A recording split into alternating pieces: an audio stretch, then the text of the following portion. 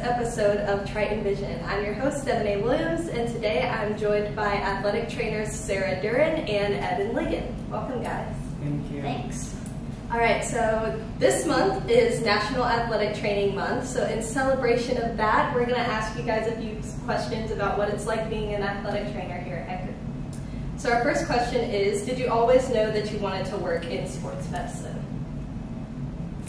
I did. I actually started in athletic training when I was a junior in high school, and I did a really nerdy thing and went to an athletic trainer camp when I was in high school, and then I went to college for it right away and have been doing it now for 30-some years. Old lady. Kind of similar. I actually started in high school as well. I started a student athletic trainers club at Lakewood High School that's actually down the street.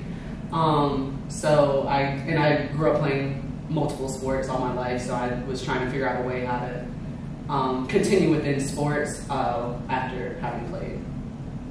All right. So our next question is, what was the journey like becoming an athletic trainer?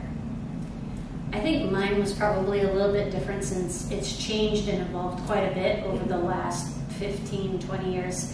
Back when I started, there was two separate programs you could do. One was an internship program and one was an academic program. And I went to the internship program so that I started working hands-on right away, even before I started college classes, and was working with the football team at Iowa State, and then got assigned my own teams then later in the year. And then we took classes throughout the year, and then I sat for my test after graduation. Now it's different. I don't know, that's the way that you did it would have been different than me. Absolutely. So, like she said, it has changed a little bit. So I did the master's route. So I did my bachelor's in sports and fitness studies, physical education, sports and fitness track. And then I went back and got my master's in athletic training. So now, these days, like all the bachelor programs have been done away with, or there might be like a couple kind of matriculating their students out. But now you have to obtain a master's in order to become an athletic trainer now. Oh, okay. Yeah, I know at least a few schools in North Carolina have a bachelor's degree program where it's now just exercise science. So it kind of, I feel like, guides people more into that specific track rather than taking and that's usually how they do it within the bachelor's program, because now since you have to have your master's in order to sit for your boards, they have like basically like your prereqs to get ready. It's like a pre-med track to go to med school kind of. All right, so our next question is, what does a typical game day look like for you guys? I know you guys kind of alternate games. And I know it definitely depends on the sport as well. Yeah, I don't think there really is like a typical game day. I mean, you have to do like your normal setup, so it's getting like the water out, you're making sure your kid's stocked up, and like you have your treatment table, your emergency equipment, so your AED, your spine board, your splint bag, stuff like that. But I think that's probably like my favorite thing about being an athletic trainer, is it kind of varies and it's different from day to day. Yeah, there is no typical day. There's always like modifications or switching it up. And a game day, we're the first ones here. We're here before the athletes and the coaches even get here, in prepping for what we're going to do and help them to get ready. And then we're the last ones to leave. So after the games and after their coaches' talks, then they're coming in and getting ice and seeing us or treating or whatever, planning for the next day. So we had probably the longest day on a game day, but each sport is different.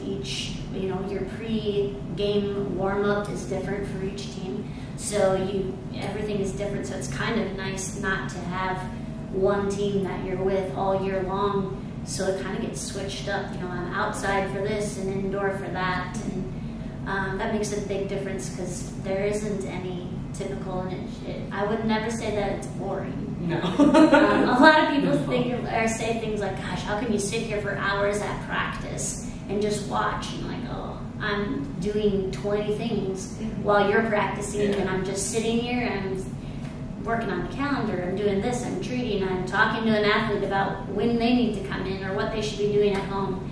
And so there's never a typical day. No. So our final question for the both of you is, what is your favorite part about being an athletic trainer? I know you kind of touched on it, but... Yeah, so mine is just like it not being so repetitive. Not that anything's wrong with it, but I couldn't imagine going to like a desk job and literally talking to the same people every day and sitting at a desk and doing the same thing, sending out the same emails.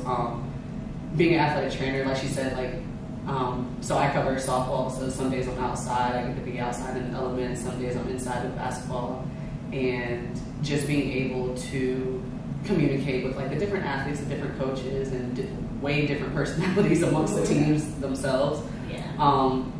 That's probably my favorite aspect of it, and it's funny because all my athletes, they always ask me like, are we your favorite team? Like, are we your favorite team? Sure. And of course I tell them yes, but honestly, like, I love all my teams differently, but I mean, they make it super enjoyable. So I come to work excited every day. Like, it's not something like I dread coming to do, even with the long hours and stuff like that. Like, I really enjoy athletic training, and I enjoy the student athletes and the coaching and the athletic population here at Eckerd. Yeah, that's why I'm also really excited for when I graduate to work in sports, because there's really not a dull moment. No, Like, not at all. especially like in certain fields, like especially communications, like you're running all over the place doing something different all the time. That's what I like. I don't like to be in one place for so long. Definitely.